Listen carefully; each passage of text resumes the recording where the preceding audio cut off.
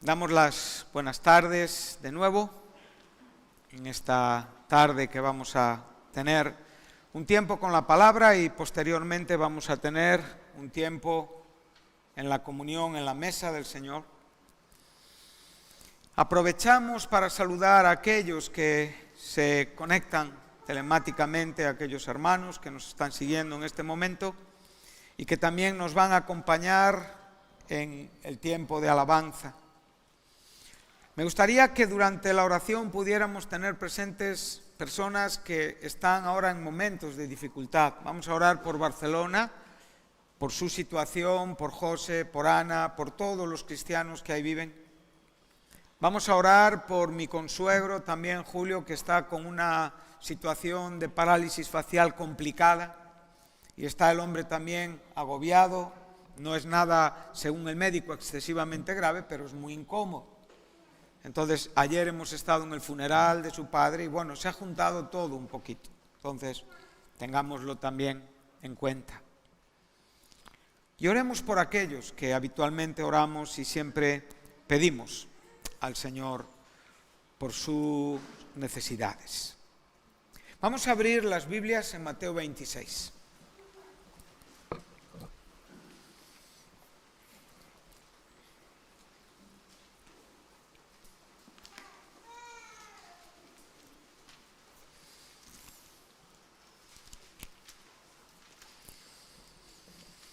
Vamos a leer hasta el versículo 29,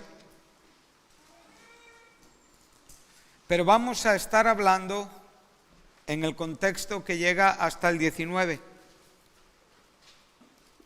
Algunos me diréis, bueno, si es que lo que viene después ya es la Santa Cena, pero entiendo que esta parte ya la hemos escuchado y la entendemos en cuanto a lo que bíblicamente es y representa. Vamos a leer lo que Mateo nos está enseñando aquí acerca de las palabras de Jesús. Y dice así: cuando hubo acabado Jesús todas estas palabras, dijo a sus discípulos: sabéis que dentro de 2 días se celebra la Pascua, y el Hijo del Hombre será entregado para ser crucificado. Entonces, los principales sacerdotes, los escribas y los ancianos del pueblo se reunieron en el patio del sumo sacerdote llamado Caifás y tuvieron consejo para prender con engaño a Jesús y matarle. Pero decían: no durante la fiesta, para que no se haga alboroto en el pueblo. Y estando Jesús en Betania, en casa de Simón el leproso, vino a él una mujer con un vaso de alabastro de perfume de gran precio y lo derramó sobre la cabeza de él estando sentado a la mesa. Al ver esto, los discípulos se enojaron diciendo: ¿para qué este desperdicio? Porque esto podía haberse vendido a gran precio y haberse dado a los pobres.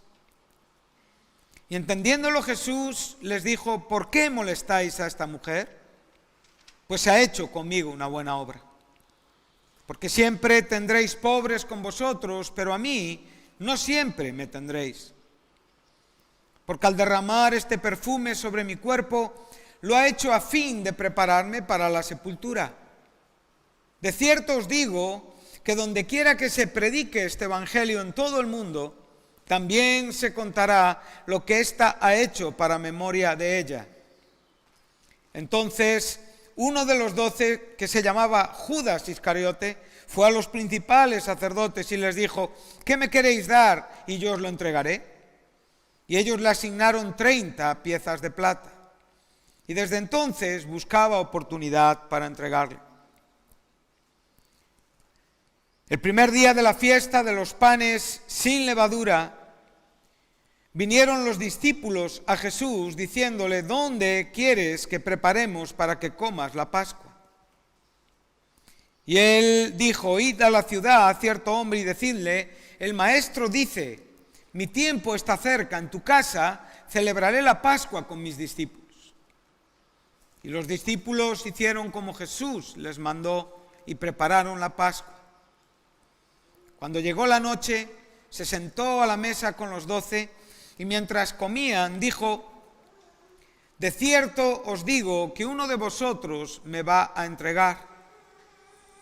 Y entristecidos en gran manera, comenzó cada uno de ellos a decirle: soy yo, Señor. Entonces él respondió y dijo: el que mete la mano conmigo en el plato, ese me va a entregar. A la verdad, el Hijo del Hombre va según está escrito de él, mas ay de aquel hombre por quien el Hijo del Hombre es entregado. Bueno le fuera a ese hombre no haber nacido. Entonces, respondiendo Judas, el que le entregaba, dijo: ¿soy yo, maestro? Le dijo: tú lo has dicho. Y mientras comían, tomó Jesús el pan y bendijo y lo partió y dio a sus discípulos y dijo: tomad, comed, esto es mi cuerpo. Y tomando la copa y habiendo dado gracias, les dio diciendo: bebed de ella todos, porque esto es mi sangre del nuevo pacto, que por muchos es derramada para remisión de los pecados. Y os digo que desde ahora no beberé más de este fruto de la vid hasta aquel día en que lo beba nuevo con vosotros en el reino de mi Padre. Padre, bendito es tu nombre. Gracias por tu santa palabra. Abre nuestros corazones para recibirla humildemente. Disponnos delante de ti con un corazón necesitado de ser enseñado, de ser alentado, de ser exhortado, con un corazón que humildemente clama desde lo profundo: Señor, permíteme entender tu persona cada día más y más. Permíteme comprender tu salvación cada día más y más. Permíteme entender tu voluntad cada día más y más.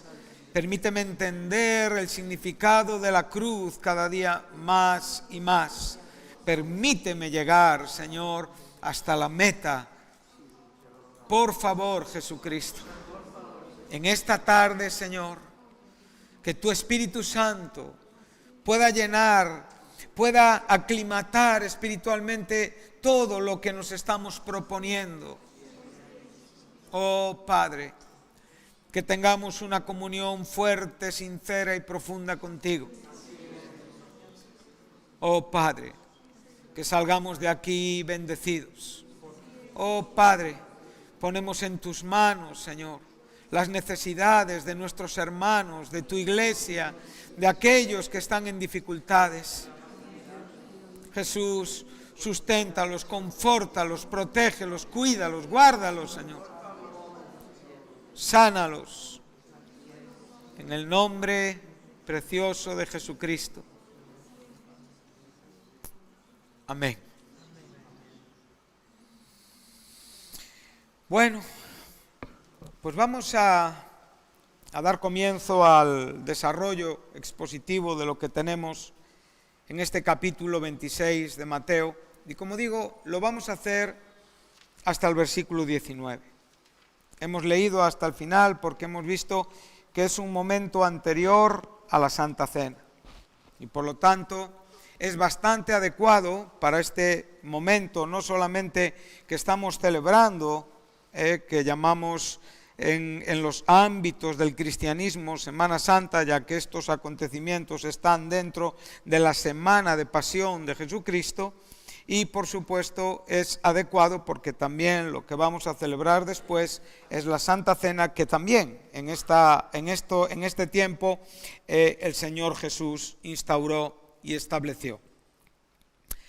Estamos hablando de Mateo el Evangelista, esto es muy importante. Y ahora voy a hacer solo una breve introducción de carácter informativo para después ir a la chicha, ¿no? Aquello que realmente nos interesa y nos importa. Es verdad que las cosas que ayudan a la mente son buenas y siempre damos gracias a Dios por ellas, pero necesitamos aquellas cosas que ayudan para la vida. Y estas son las que principalmente trataremos de exponer en esta tarde. Estamos en cinco situaciones o en 5 ilustraciones que este contexto nos está presentando de diferentes personas. Lo iremos viendo y lo iremos exponiendo detalladamente. No te preocupes por el orden cronológico, ya que Mateo con la cronología es un poquito complicado. Por lo tanto, aquí vamos a estar cronológicamente yendo de un lado para otro y, como digo, posiblemente estaremos en diferentes días de la semana en un mismo contexto. Por otro lado, también tenemos que entender que nosotros cuando hablamos de la Semana de Pasión, nosotros casi siempre hablamos del domingo, que fue el día de la entrada triunfal, hasta el domingo, que fue el día de la resurrección, pero contamos con días completos de 24 horas, como los nuestros. Pero los judíos tenían días de 12 horas, por lo tanto a las 6 de la tarde comenzaba el día siguiente. Y por lo tanto lo que para nosotros fue en jueves la cena con los discípulos, para los judíos era un viernes, que era el viernes de la Pascua. Entonces todo esto lo tenemos que tener claro a la hora de poder adaptarnos y a la hora de poder acomodarnos en aquellas cosas que nos pueden generar ciertas dificultades. Entonces, los 5 aspectos que tenemos, el primero de ellos lo tenemos en el versículo 2. Y aquí podríamos decir que aquí comienza nuestra enseñanza. ¿Y por qué digo que comienza nuestra enseñanza? Porque el versículo 1 podríamos decir que es el comienzo de una sección narrativa. Mateo tiene 5 bloques importantes de enseñanzas didácticas acompañada de 6 bloques de enseñanzas narrativas. Y todas comienzan con esta frase. Entonces, cuando Jesús acabó estas palabras, dijo a sus discípulos. Esto lo encontrarás 6 veces en el Evangelio de Mateo. Bien, entonces para nosotros vamos a comenzar en el versículo 2, que es donde realmente comienza nuestro sermón. Y este versículo 2 nos dice esto. Tenemos las palabras de Jesús, que 2 días después se celebraría la Pascua y el Hijo del Hombre sería crucificado. Ten estas palabras muy cerca de tu mente y de tu corazón para poder ubicarte en este momento. El siguiente contexto lo tenemos en el versículo 3 al 5. Y ahí tenemos a los principales sacerdotes, escribas y ancianos que están buscando ocasión y oportunidad para prender a Jesús y matarlo, pero no lo querían hacer durante la fiesta para no generar alboroto en el pueblo. La siguiente situación la vamos a encontrar en la casa de Simón el leproso en Betania. Y aquí ya no estamos a 2 días de la Pascua, estamos a 6 días de la Pascua. Cronológicamente esta historia es anterior a lo que se nos enseña en el versículo 2. Esto es exactamente lo mismo que nos dice Juan 12:1. Entonces aquí estamos en Betania 6 días antes de la Pascua, o sea, el viernes anterior al viernes pascual. ¿Sí? Y en esta situación, en casa de Simón el leproso, entonces viene una mujer. Sabemos que es María de Betania con casi total seguridad. Esta no es la mujer de Lucas 7. Ahí es un lugar diferente, es una situación diferente y es una mujer diferente a esta mujer. Estamos hablando de María de Betania. Este contexto nos enseña que viene esta mujer y derrama un vaso de alabastro de gran precio sobre la cabeza de Jesús. Y tenemos una situación en la que los discípulos que están dentro de este contexto se enojan porque ven en ello un desperdicio. La siguiente situación la tenemos de nuevo con los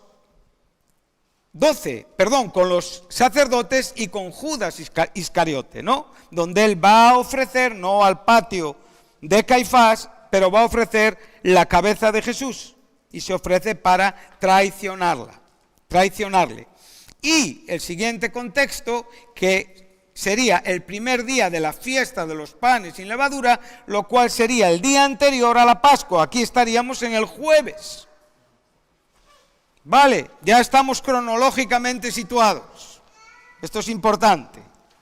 Y podemos ver cómo Mateo no nos lleva en un orden. Por eso tenemos que comprender. Y aquí, en este sentido, se nos está hablando acerca de lo que Jesús le dice a sus discípulos en cuanto a preparar la Pascua. Bueno, lo primero que vemos es el texto que por excelencia para mí es el más importante. Y es lo que dice Jesús. Él está diciendo: sabéis que dentro de 2 días se celebra la Pascua, y el Hijo del Hombre será entregado para ser crucificado. Bueno, Jesús, entre los capítulos 16 y 20 de Mateo, anuncia 3 veces su muerte, pero no pone una fecha. Pero aquí está poniendo una fecha. Aquí Jesús está diciendo el día en el que va a morir. Observa esto, porque los sacerdotes, aquellos que procuraron su detención, estaban buscando un día para poder matarle, pero no dentro de la fiesta. Lo cual esto nos dice y nos habla mucho acerca de lo que Jesús sabía en cuanto a su propio ministerio terrenal y la razón por la que había venido a este mundo. Esto es maravilloso, ¿verdad? Pero Jesús les está diciendo y les habla de Pascua y les habla de que el Hijo del Hombre va a ser crucificado. Ahora, en esta tarde, tú verás que todos estos personajes que estamos aquí mostrando están preparándose para algo. Los sacerdotes se están preparando para traicionar a Jesús. Los discípulos se están preparando ¿para qué? Para la Pascua. Judas se está preparando para traicionar, los sacerdotes para prender, a Jesús. María se está preparando para ungir a Jesús y Jesús se está preparando para su muerte. Ahora mi pregunta es, ¿y tú en esta tarde para qué te estás preparando? Sería una buena pregunta en esta tarde. Una pregunta que honestamente deberías de llevar a lo más profundo de tu corazón y pedirle a Dios que te dé una respuesta, porque en este contexto verás en qué nivel del cristianismo tú vives y estás. O yo vivo y yo estoy. ¿Para qué te estás preparando? Todos estaban preparando para algo, ¿verdad? Cada uno hacía de su preparación el objeto de su vida. Los sacerdotes tenían que detener, tenían que parar, tenían que acabar con el charlatán, con el mentiroso, con el blasfemo que se hacía pasar por Dios y que alborotaba al pueblo y que traía de cabeza a toda la religión judía. El objeto de estos hombres era detener a Jesús. Los discípulos veremos que su objeto era la Pascua. María, que posiblemente de los humanos en el sentido de aquí de la tierra es la que podía tener la idea más alta de la vida espiritual, estaba tratando de ungir a Jesús porque comprendía su muerte. Y Judas estaba preparando su traición, era algo que estaba fuerte en su corazón. Hablaremos un poquito más, no vamos a ser largos, pero hablaremos un poquitín de cada situación. Y por supuesto Jesús, nuestro máximo ejemplo, entendido de la voluntad de Dios para con Él. La Pascua. Todos sabemos qué es la Pascua. La Pascua es para los judíos la fiesta que celebra la liberación de la esclavitud en Egipto. La Pascua es la fiesta que recuerda la salvación de los primogénitos en virtud de la fe por la sangre del Cordero Pascual que fue puesta en los dinteles y en los marcos de la puerta. La Pascua, como decía el apóstol Pablo en 1 de Corintios, capítulo 5, versículo 7, para nosotros Cristo es nuestra Pascua. Por lo tanto, la Pascua para nosotros es el recordatorio de nuestra vida nueva, el recordatorio de nuestra libertad del pecado, el recordatorio de aquello que sucedió en el tiempo y que hoy nosotros podemos disfrutar porque Cristo, que es nuestra Pascua, ha sido sacrificado. Entonces, para Pablo, la comparativa entre lo que el significado de la Pascua que Jesús tiene y Jesús explica, no solamente históricamente, sino en una manera espiritual, Pablo toma esta realidad y lo lleva a la propia vida y dice que nosotros debemos celebrar la fiesta de los panes sin levadura de maldad en nuestros corazones. Limpiémonos de las viejas masas, limpiémonos de todo lo que tiene que ver con el pecado para poder celebrar esta fiesta. Esta es la condición que hoy debemos de tener para poder participar también de la mesa del Señor, una condición limpia en cuanto a lo que el pecado es y representa. Por otro lado, la mesa del Señor y la Pascua no solamente nos dirige a la cruz y nos muestra lo que Cristo, como ese Cordero de Dios, ese Cordero Pascual que quitó el pecado del mundo, que cumplió todas las expectativas de todos los corderos que se mataban en la Pascua, sino que también la Pascua para nosotros tiene un sentido futuro y de esperanza. Porque el propio Jesús dijo a sus discípulos, celebrando esa cena, que no volvería a comer esa Pascua hasta que la comiera en el reino de Dios. Por lo tanto, nosotros esperamos comer esa Pascua con Jesús en un futuro. Y esto es algo importante, amén. Y sabemos perfectamente que ese evento no es otro que las propias nupcias, esas gloriosas bodas del Cordero, donde nos encontraremos en la mesa con nuestro Señor, siendo nosotros la esposa y Él el esposo por la eternidad. Y ahí celebraremos el sentido de la Pascua en la manera más amplia y perfecta, porque será el resultado de lo que el Cordero fue en la cruz por nosotros. Amén. Muchas veces el cristianismo está muy por debajo de estos niveles, no vive en estos pensamientos. Dios me ayude en esta tarde a desafiar tu vida, a desafiar tu corazón, a retar tu vida, a animarte a ser mejor y a salir posiblemente de donde nos encontramos para apuntar a una vida con una espiritualidad más alta en Cristo Jesús. Entonces, vuelvo a repetir. Y vuelvo a hacer esta pregunta. ¿Tú para qué te estás preparando? Sería bueno que lo contestaras. Y que lo contestaras, como digo, honestamente. El primer grupo es el de los sacerdotes y el de los ancianos. Y vamos a empezar, en cierta manera, por el primer grupo, que es posiblemente el peor, juntamente con Judas, para ya sacar lo que más nos puede pesar o lo que menos nos puede agradar oír en cuanto a aquello que espero que ninguno de nosotros seamos en esta tarde. Tengo la esperanza de que ninguno de los que estemos aquí seamos ni como estos sacerdotes ni como Judas. Pero también recuerda que podemos ser. Y aquel que crea estar firme, que mire que no caiga.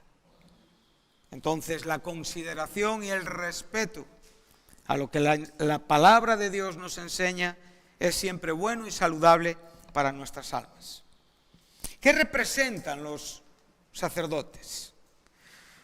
Los sacerdotes representan la religión. Los sacerdotes representan la tradición, los sacerdotes representan aquello que no puede cambiar de ninguna manera y que no puede ser estorbado en ninguna manera por ningún tipo de oferta o de propuesta espiritual de ningún tipo. Esto es una realidad que todos en cierta medida vivimos. A todos nos molesta cambiar. A todos nos molesta que en cierta manera el Señor nos mire a los ojos y nos diga, eres un poco religioso. Yo no sé si alguna vez has estado orando con el Señor y has sentido en tu espíritu y Dios te ha hablado al corazón y te ha dicho, José Carlos, eres un poco religioso. Me molesta tu religión. Esta tarde estamos en Betania y, como digo, en Betania estaba Marta con su querida hermana María, y Marta era aquella que estaba afanada y turbada con todo su servicio y con todo y hacía de su trabajo y de su esfuerzo su vida cristiana. Y me gustan las palabras de Jesús, Marta, Marta. Qué bien suena eso, ¿verdad? Suena a una regañina amorosa. Hoy te puede decir a ti, José Carlos, afanado y turbado con tu religión. Cuán defensor eres de tu religión. Pero sin embargo, tu religión no es nada comparado con lo que yo tengo para ofrecerte. Estos hombres eran tan sumamente duros, inexorables, inquebrantables, convencidos. Miraban a Jesucristo y le decían, ¿qué dice este charlatán? ¿Qué dice este majadero? ¿Qué dice este mentiroso? Este obra por el poder del demonio. Eran capaces de decir esto de Jesús, porque su religión era fundamental para ellos. La religión está muy bien representada cuando Cristo, en aquellas parábolas acerca de su regreso, y vienen aquellos hombres que le vienen a decir, Señor, en tu nombre hemos hecho muchas cosas. Estos son los religiosos, a quienes el Señor le dirá en ese día, no os conozco. Porque su religión evidentemente era una obra maligna y perversa, enmascarada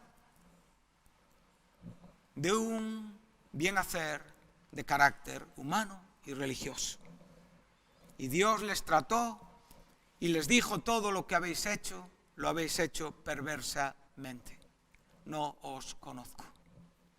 Muchos cristianos que se llaman así en este siglo, llegará el día en el que tengan que encontrarse con su Señor y en ese día tendrás que hablar cara a cara con Él. No con otro, con Él. Y en ese día Él te recompensará y te alabará por tu vida y por tu amor y por tu verdad. Que el día que partas de este mundo, aunque solamente sea una hora que hayas dado para Dios, que esa hora haya sido buena, correcta y bíblica.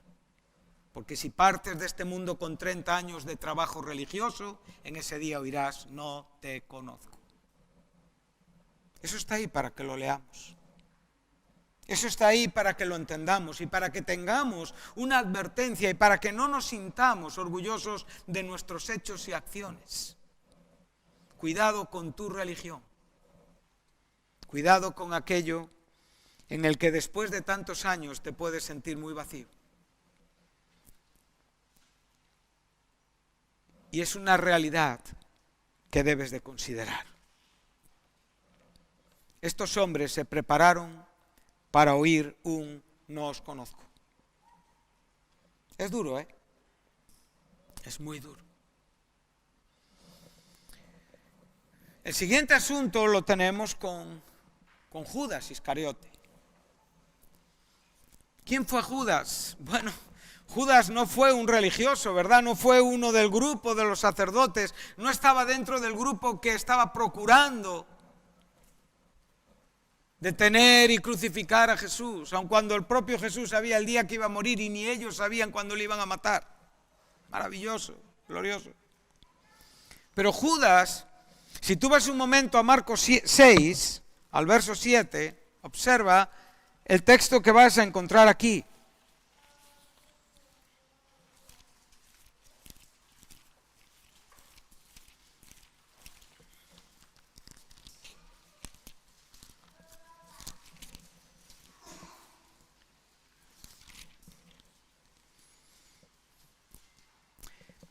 Cristo está comisionando y llamando ¿a quiénes? A los apóstoles, a los discípulos. Y los envió y llamó ¿a cuántos? A 12. Y a esos 12 les dio autoridad sobre los espíritus inmundos. Por lo tanto, Judas está en este grupo. Judas fue un discípulo de Jesús durante 3 años. Un hombre que recibió la doctrina más sana que puede un hombre recibir. La enseñanza más perfecta, más espiritual, más profunda y más gloriosa que un hombre puede recibir de la propia boca del Hijo de Dios aquí en esta tierra. Un hombre que participó juntamente con los 12 en estas acciones, a quien Cristo le dio autoridad. Pero que sin embargo, en el momento de la crisis, traicionó a Jesucristo. La crisis puede venir en cualquier momento a nuestra vida, a tu vida. La vida nos puede cambiar de la noche a la mañana. Y la religión de los sacerdotes no te va a ser útil, hermano. Y por supuesto una vida como la de Judas tampoco. Judas suena muy feo, suena muy mal. A ningún creyente le gusta que le llamen Judas. Y tristemente aún en la propia vida donde vivimos, cuando alguien es traicionero y traiciona, le decimos, ¿qué Judas eres? O sea, es una representación de la traición misma. Pero ahora yo pregunto, ¿qué es la apostasía bíblicamente hablando? ¿No es traicionar a Jesús? ¿Negar a Cristo no es traicionarle? Los tiempos que vienen a esta vida requieren mucho más de lo que en algunos casos podemos tener en el día de hoy, muchos o algunos o alguien de los que estemos aquí. Yo tengo más miedo de la satisfacción, tengo más miedo de aquello donde realmente no necesito nada que de aquellos que pueden sentirse incómodos y pueden llegar a pensar, Señor, ayúdame a ver mi realidad y mi necesidad. Porque muchos en ese día se apartarán. La crisis llegará a la vida de todos nosotros. Y en ese día, que Dios nos ayude a ser fieles. El hecho de haber vivido entre los mejores no hizo de él un cristiano. El hecho de haber visto los mayores milagros no cambió su corazón. Es más, su corazón se preparó y buscó la oportunidad de traicionar a Cristo. ¿Cómo fue capaz de elaborar este plan? Bueno, aquí tenemos una muestra de lo que el hombre es capaz de hacer. Es importante lo que estamos hablando. Amén. Entonces, tenemos, como digo ya, la religión de los sacerdotes, tenemos la negación de Judas y esperamos que, como digo, en esta tarde aquí no haya nadie en esta condición. Entonces ahora vamos a la condición mínima que en esta tarde podemos tener todos. Y es a partir, evidentemente, de los discípulos. Vamos a ver qué podemos aprender de los discípulos. Lo primero que podemos aprender de los discípulos es que tienen, como nosotros, una dificultad para comprender.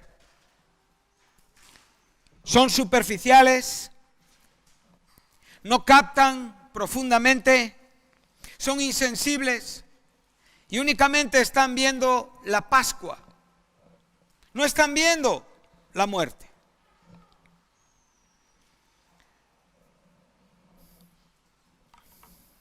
Esto es algo que es fundamental. Yo puedo estar ante un sermón donde claramente se me están enseñando varias cosas importantes, pero sin embargo mi capacidad solamente llegar a algunas, no a todas. Y el no llegar a todas debe de ser algo que debe de hacer que yo procure llegar al máximo. Jesús les está diciendo algunas cosas. Primero, la Pascua. La Pascua era lo más fácil. Es como si nos dicen a nosotros, vamos a hacer una reunión. ¿Qué hemos hecho en esta tarde? Hemos venido aquí porque vamos a tener una reunión y hemos preparado una situación para poder tener una comunión espiritual, una mesa del Señor. Pero puede haber algo en esta tarde que tú no estés captando. Y debes de ser honesto, y debo de ser honesto para poder preguntarme humildemente, ¿hay algo que yo no esté captando de Cristo? ¿Hay algo que realmente yo no esté comprendiendo de Cristo? Recuerda, todos se están preparando, todos creen que lo que están haciendo está bien, todos piensan que el camino que siguen es el correcto, pero todos tienen error en su camino. Y como veremos aquí, solamente hay un camino que va a servir delante de Dios. Ni aun los mejores de esta tierra son suficientes. Esto tiene que hacernos pensar, esto tiene que hacernos valorar algunas cosas, ¿verdad? ¿Por qué yo soy torpe? ¿Por qué yo no llego a comprender? Bueno, claramente no llego a comprender porque la razón que podemos ver, ellos tienen un juicio y una interpretación, ¿no? Jesús les dice celebrar la Pascua, ¿y qué hacen? Lo hacen muy bien. Buscan el lugar, preparan la situación y celebran esa Pascua con Jesús. Pero cuando están contemplando a esta mujer derramando sobre Jesús su amor y su cariño y su entrega, ellos están viendo que eso es un derroche en su propia mente. Y en cierta manera pueden tener algo de razón en sus apreciaciones, ya que todo lo que estaba cayendo sobre la persona de Jesús podría ser dado a los pobres, ¿verdad? Y Jesús enseña que a los pobres siempre les van a tener, pero a él no siempre, lo cual Cristo no está en ninguna manera diciéndole que realmente habrá más oportunidades para dar el dinero a los pobres. Lo que Jesús les está diciendo es que hay que comprender el momento, que es lo que ellos no estaban comprendiendo. ¿Y por qué no lo estaban comprendiendo? Porque ellos estaban únicamente dirigidos y enfocados en sus propias ideas y preocupaciones. Tú en esta tarde, como yo, estás enfocado en tus ideas y tus preocupaciones. Y ahora verás lo importante de lo que estamos hablando. Ellos captan el asunto de la Pascua. Ellos no comprenden y desaprueban el asunto de este perfume de gran precio que cae sobre la cabeza de Jesús. Pero lo que no entienden y lo que en ningún momento se paran a pensar es en la muerte del Hijo del Hombre 2 días después. ¿Tú crees que alguien puede ser tan insensible? Si tú escucharas hoy que tu padre se muere en 2 días, ¿qué pensarías? O que tu hijo se muere en 2 días, ¿qué pensarías? No es normal, ¿verdad? Los propios lazos humanos que tenemos despertarían en nosotros una inquietud, una preocupación, un agobio, un nerviosismo, porque es humano. Pero aquí podemos ver que de lo que se trata es espiritual. Porque lo que Jesús les está diciendo, se lo está diciendo, en 2 días me van a crucificar. Y ellos no están captando esto. No lo están comprendiendo. Están centrados en otras cosas. Ellos son fieles. Tú eres fiel. Pero recuerda esta tarde algo, eres fiel hasta donde puedes y hasta donde entiendes. Y no puedes ir más allá. Y esa es toda tu fidelidad. Pero cabe la posibilidad de que tu fidelidad sea insuficiente en la comprensión espiritual de lo que aquí se nos está enseñando. Jesús está diciendo, el Hijo del Hombre. Su nombre que aquí él está usando para describir su persona, fíjate que el Hijo del Hombre, Jesús siempre lo usa en tercera persona, como si hablara de otro. el Hijo del Hombre, está hablando de él. Es muy curioso, ¿verdad?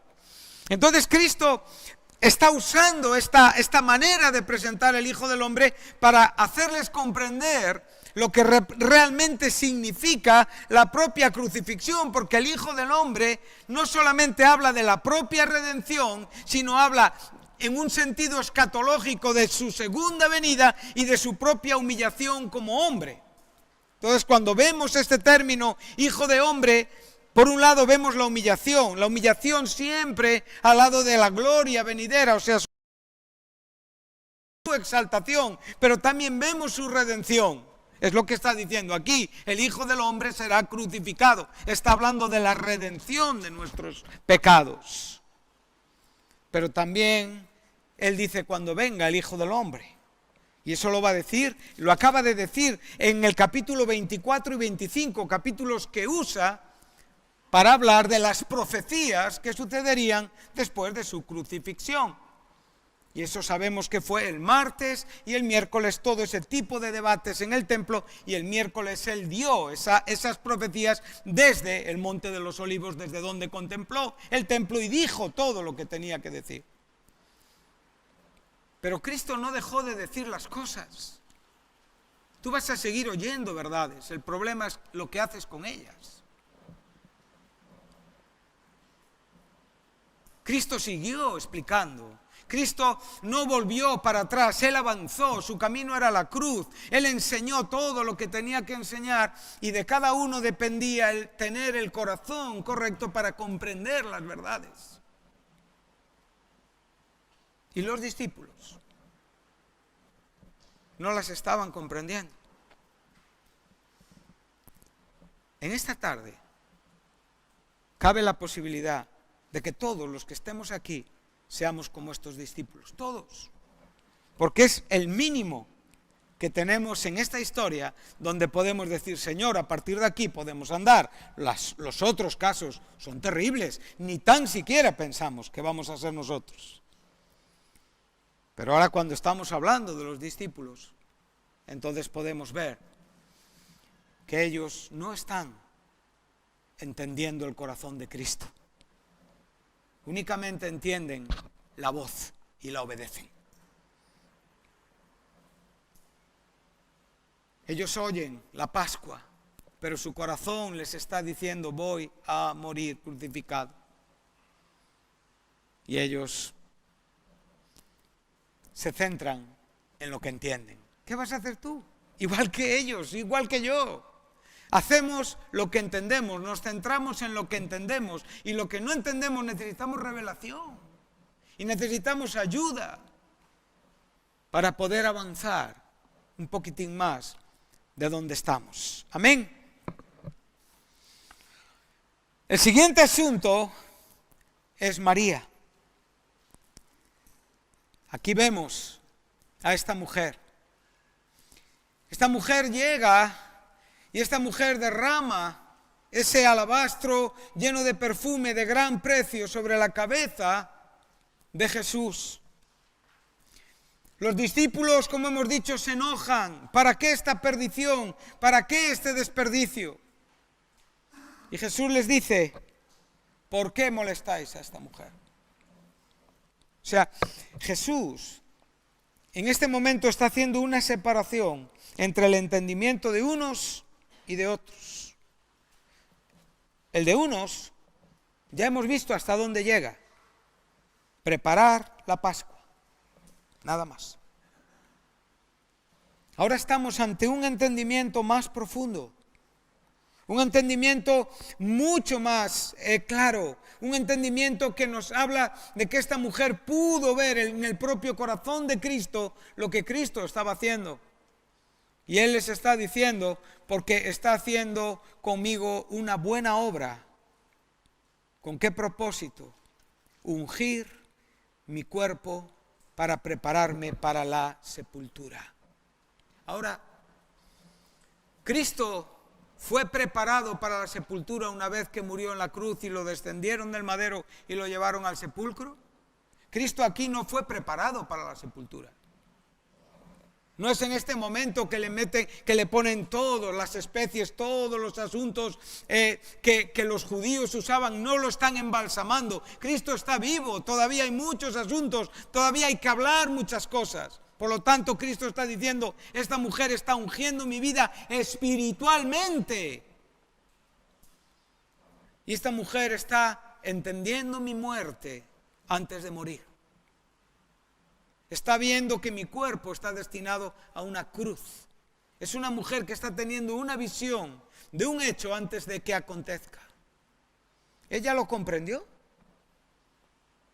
Los discípulos no. Qué preciosa visión tuvo esta mujer, ¿verdad? ¿Tú qué visión tienes en esta tarde? ¿Para qué te estás preparando? ¿Te has puesto guapo para ver a la chico que te gusta? ¿Te has puesto guapo sencillamente para venir a un sermón, para ver qué tal está la reunión? ¿Para qué nos estamos preparando? Si tú estás viendo el corazón de Cristo, entonces sí te estás preparando. Y te estás preparando para poder hacer las cosas que Dios espera de ti. Ahora Cristo va a valorar la fe, la entrega, el corazón de esta mujer, porque lo relaciona ¿con qué? Con su muerte en la cruz. Él está viendo que María está acercándose y está tomando esa mejor parte, ¿verdad? La cual nunca nos es quitada. María está entendiendo lo que significa poner la cabeza sobre el pecho de Cristo y oír su palpitar. ¿Tú te relacionas así con Jesucristo? ¿O lees la Biblia? ¿Tú pones la cabeza en el pecho de Jesús? ¿Oras con tu cabeza en el pecho de Jesús y te quedas ahí hasta que oyes lo que Jesús quiere decirte? Quiere hablarte, quiere mostrarte, quiere enseñarte. Quien ama a Jesús tiene esta actitud. Nosotros podemos ver cómo curiosamente este evangelio inspirado y esta propia historia narrada por Mateo, como hemos dicho, en una forma cronológicamente un poquito desordenada, pero sin embargo maravillosamente expuesta y manifestada, podemos ver cómo la acción de María está coincidiendo perfectamente con la propia preparación de Jesús. Y entonces Jesús está diciendo, este es el asunto, este es el carácter, esta es la conducta, este es el corazón que un creyente debe de tener cuando está relacionándose conmigo. Entonces ahora hemos visto todas las preparaciones, pero nos falta una. La Biblia no nos enseña a ser como María, que yo sepa. La Biblia nos enseña a ser como Jesús.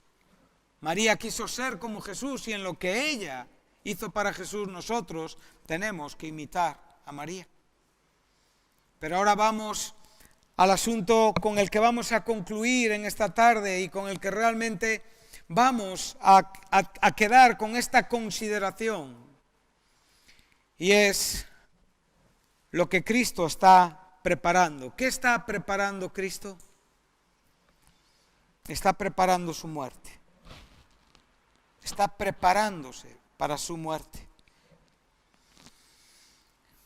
María, en esta historia, derramó un perfume. Hasta ahí podemos llegar. Pero Cristo derramó su vida. Este es el ejemplo a seguir.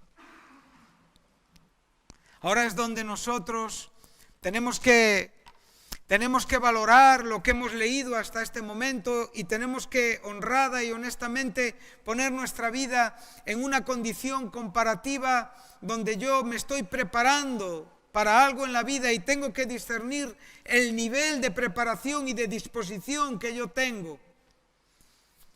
Evito la religión, evito la actitud que me va a llevar a una negación, evito la superficialidad torpe de aquellos que únicamente ven una parte, aunque soy torpe como ellos, aunque soy a veces incapaz de comprender como estos discípulos.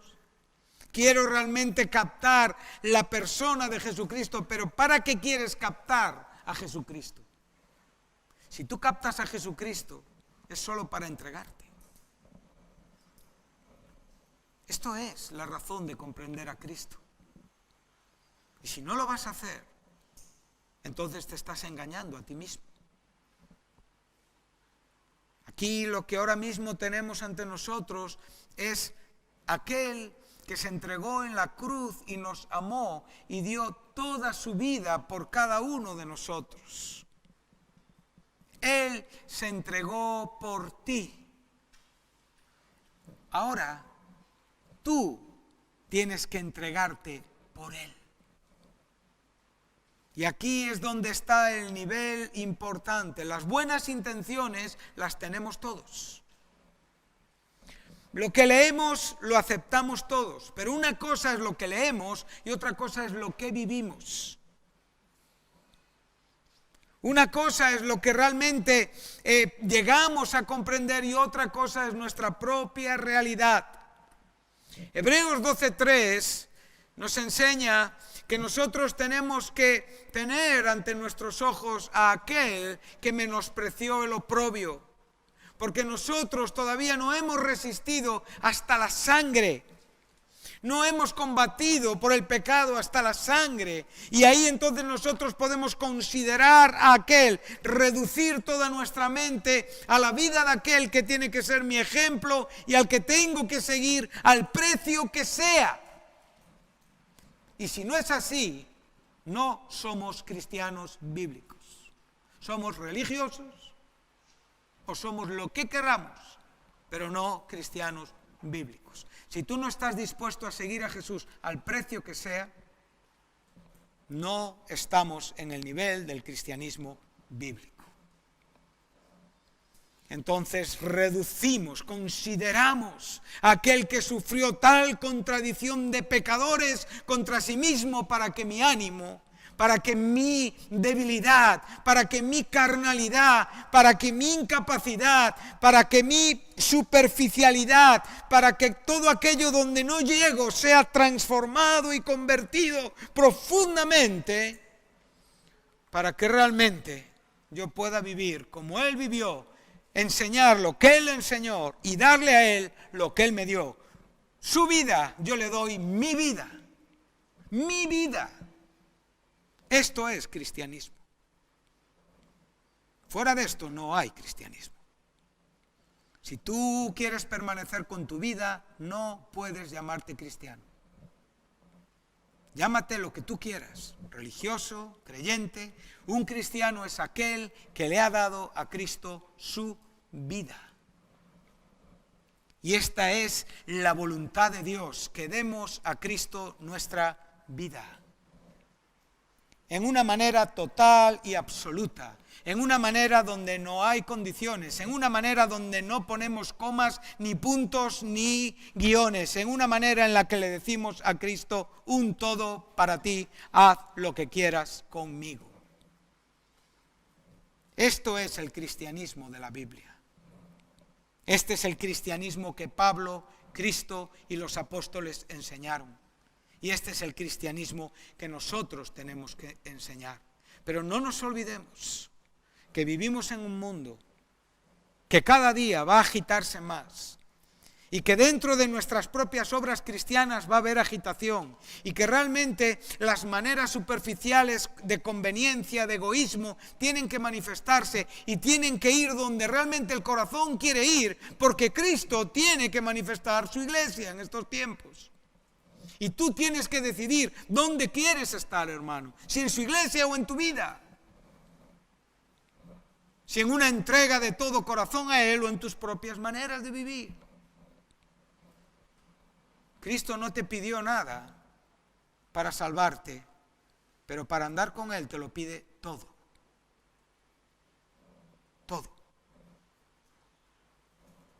Todo lo que tú eres, todo lo que tú tienes.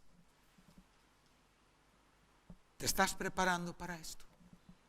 Quizás has vivido años de tu vida y donde has visto que en la obra donde vives cuentan los años, el trabajo y todas estas cosas, pero si fuéramos honestos y honrados y pudiéramos por un momento dejar de lado esto y decirle al Señor, por favor, aclárame cómo es mi propia realidad, valídame, Señor, hazme útil, aunque tenga que reconocer que hay años que he perdido, aunque los he querido vivir para ti. Pero que en esta tarde, que en esta noche, que a partir de hoy tu vida se dedique a Jesús.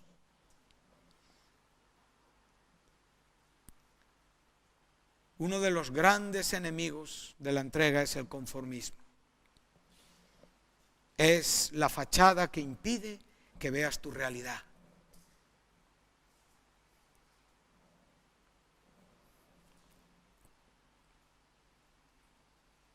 Piensa en estas cosas, por favor. Son serias, son importantes. Podemos ser capaces de derramar un perfume de alabastro muy caro y hasta podemos tener una vida superior al resto, pero no es el ideal pleno y perfecto, no es la plena voluntad de Dios. La plena voluntad de Dios se encuentra en Jesucristo. Y esa es la entrega que tú y yo tenemos que tener. Y si no lo vamos a dar, entonces no podrás ser cristiano. Estas cosas son importantes. No me lo estoy inventando, es lo que la Biblia enseña. Cristo no habla de varios caminos, Cristo no habla de varias formas, Cristo habla únicamente de un camino por el que pocos transitan. Por un camino donde muchos tropiezan, por un camino donde en la puerta las personas no quieren seguir porque ven el nivel de lo que Cristo pide. Pero si tú captas lo que Cristo es y lo que Cristo pide de ti y lo das, serás el hombre o la mujer más feliz que hay en esta vida. Y nada ni nadie hará que tú digas, no ha merecido la pena. Ha merecido la pena vivir para Jesús. Ha merecido la pena no tener el mejor coche, no tener una buena cuenta en el banco. Quizá a veces vivir sin tener un futuro asegurado. Pero he vivido para Cristo y en la eternidad estaré sentado en esa mesa celebrando la Pascua en el reino de Dios, gozándome con el bendito Cordero que dio su vida por mí. Y yo le di toda mi vida. No te engañes. No podemos vivir a medias. Los que estáis viviendo a medias no estáis andando con Cristo. Solo trato de deciros que Cristo os llama a una entrega total. No estamos hablando, aún el mejor ejemplo humano queda corto. Cuando yo oí este sermón, golpeó mi corazón y fue un sermón que marcó mi vida durante muchos años de mi existencia. Porque me vi en los sacerdotes, porque me vi como Judas, porque me vi como los discípulos, incluso vi momentos de María, pero no me vi como Jesús. Y si te molestas en esta tarde porque no te ves como Jesús, entonces es que la verdad de Dios te está hablando. Y si me desprecias solamente porque crees que es muy exagerado lo que digo, entonces da razón para que la verdad de Dios te esté hablando. Muchas personas están tropezando en su carnalidad porque aman su vida, aman su cuerpo, aman sus propósitos, aman su futuro, aman su bienestar, aman su comodidad. Solamente quieren buscar lo suyo, lo suyo, lo suyo, lo suyo, lo suyo. Y Babilonia viene sobre este mundo y viene espiritualmente, no físicamente. No va a ser un imperio, es un espíritu que viene a este mundo. Y la única manera de poder protegernos de este espíritu humanista, egoísta y terriblemente diabólico es siendo cristianos de todo corazón. Cristianos bíblicos, cristianos de fe. Solamente Jesucristo pudo decir las palabras que Pablo pudo repetir. El mejor de los santos tiene que repetir las palabras de Jesús. Él no tiene las palabras propias, como que Él es un punto de partida. Pablo dijo, yo no soy un punto de partida, yo soy un abortivo, el último, se me apareció a mí y no lo merezco, fui peor que todos. Todos parten de una palabra, Jesucristo. Y aquí es donde el cristianismo se dirime. Aquí es donde el cristianismo se separa. Aquí es donde unos y otros no pueden andar en paz. Aquí es donde familias encuentran la separación. El amor humano sí, pero la separación espiritual. Aquí es donde hijos toman el camino del mundo y padres quedan llorando en su fe en Cristo, orando hasta su muerte por ese hijo que perdido todavía no volvió a Jesús. Esta es la historia de muchos cristianos a lo largo de la historia del mundo y en la historia hoy. Es importante lo que estamos hablando. Si tú estás y vas a unir tu vida a alguien que no comparte una entrega total a Jesús, vas a ser el más miserable de esta tierra. Lamentarás haberte casado toda tu vida.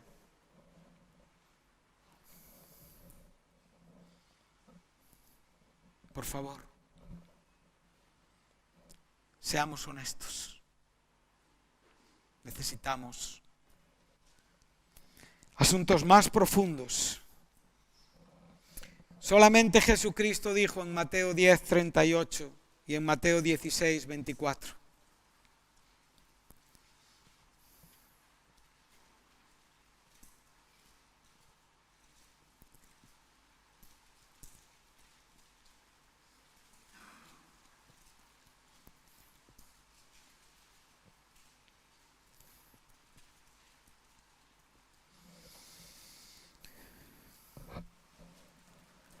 Mateo 10:38. Es un texto muy conocido. Es conocido.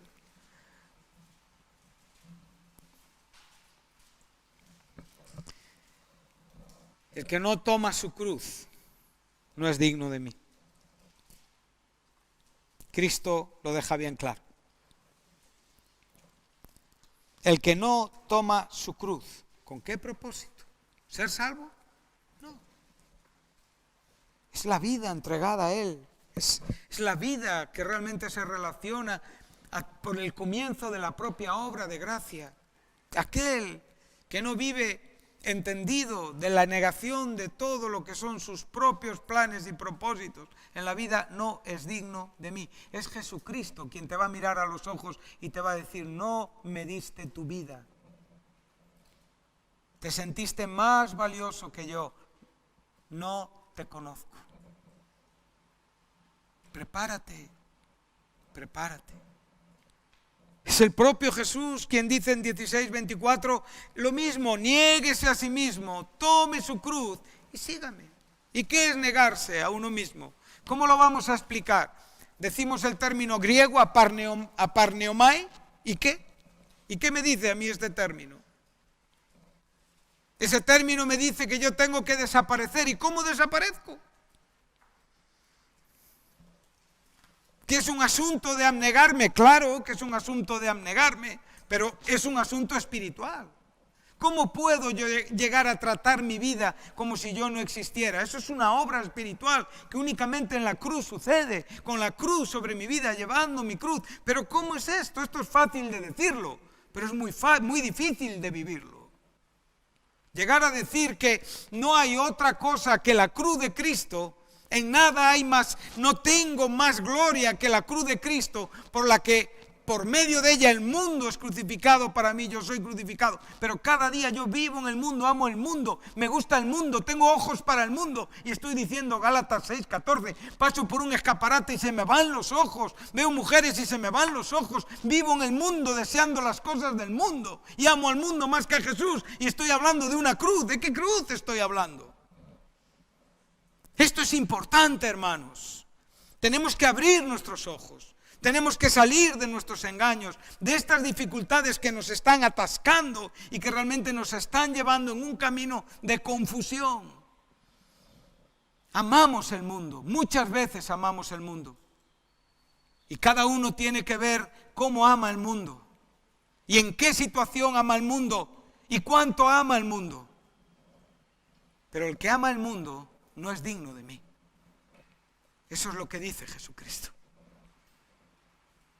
Decir que con Cristo estoy juntamente crucificado y que no vivo yo, mas vive Cristo en mí, es algo muy profundo, muy serio y muy difícil de vivir. No podemos decir únicamente que esto es un milagro espiritual, pero es una vida evidente y experimentada en todo lo que somos aquí en esta tierra. No fue Pedro quien dijo esto, ni Pablo, ni María, fue Jesús. Porque Jesús es el ejemplo a seguir. Y tú tienes que en esta tarde contestarte honesta y honradamente, ¿para qué me estoy preparando?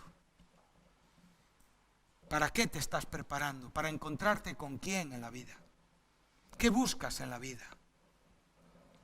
¿Qué amas en la vida? ¿Qué deseas en la vida? Aquí hemos tenido 5 ejemplos, pero el último es el que debemos de seguir. Y el último es aquel que fácilmente y en superficie parece que vivimos así, pero no es tan fácil vivir así. Todos diariamente negamos este principio de vida. Y todos tenemos que ver en nuestro corazón algunas realidades. Porque lo que está en juego es mucho. Amén. Cristo, nuestra Pascua, ha sido crucificado por nosotros. Que Dios nos ayude a darle todo a Él. No pidas ayuda para otro, En esta tarde pide ayuda para ti. Todo. Todo lo que tú eres. Todo lo que tú tienes. Todo lo que tú anhelas. Todo lo que tú buscas. Todo lo que tú deseas. Tiene que ser dado a Él. Él te amó con amor eterno. Él te dio todo lo que Él era. Y Él te pide todo lo que tú eres. No una idea de Él. No te presentes un día al Señor con ideas teológicas. No te presentes un día al Señor contándole aquellas historias donde tú justificas el por qué no das lo que tienes que dar o por qué no doy lo que tengo que dar. Si en esta tarde hay personas que no han perdonado a personas, ¿qué le vas a decir si hoy tuvieras que partir de esta vida y mirarte, encontrarte con el Señor? ¿Qué le irías a contar? ¿Las maldades que te hacen esas personas que no soportas? No es, ¿verdad?, una razón ni una justificación.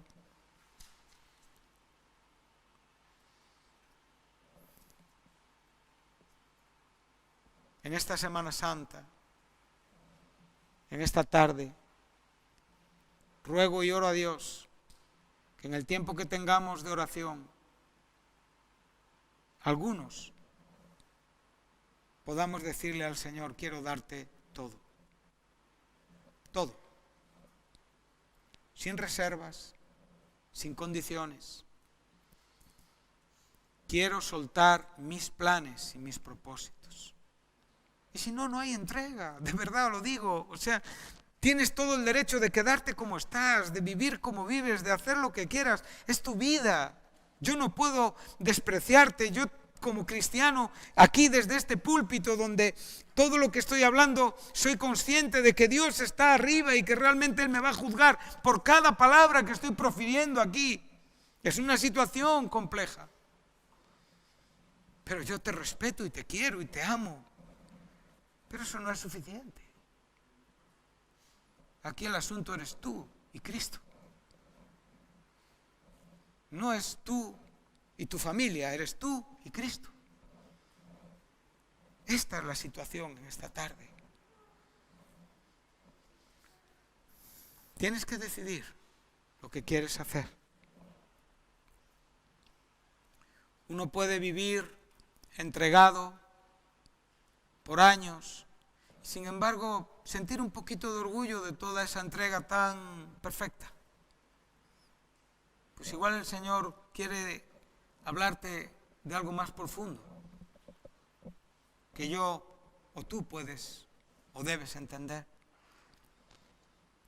Hay muchas cosas que están estorbando. Y como digo, hay personas que están en un punto donde no avanzan porque están atados en sus deseos. Y lo que les tiene aquí son sus deseos. Si hoy sus deseos salieran, pocos tendrían razones para seguir donde están. Muchas veces nuestros deseos nos han mantenido y la gracia de Dios nos ha mantenido aún usando nuestros propios deseos. Pero Jesús más tarde o más temprano te va a decir, quiero todo lo que tú eres y todo lo que tú tienes. Y para esto te estás preparando, para darlo y para un día encontrarte con Él. Que el Señor te ayude, que el Señor te bendiga y que te dé fuerza para sacar nuestros ojos del mundo que nos tiene, pero bien cegados, para poner nuestros ojos en Jesús. Amén. Bueno. Pues hasta aquí ha sido el sermón de este Jueves Santo.